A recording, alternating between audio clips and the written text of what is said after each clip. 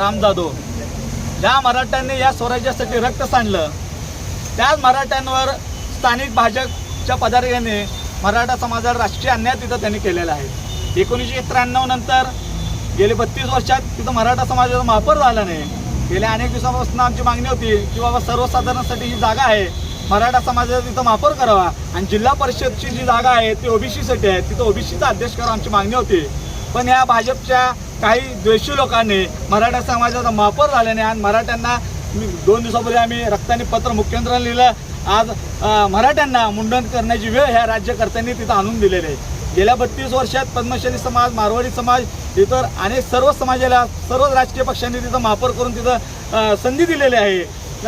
पण आमचं मागणी असताना सुद्धा तिथल्या स्थानिक भाजप लोकांनी तिथं आमचा महापौर होऊन दिला नाही.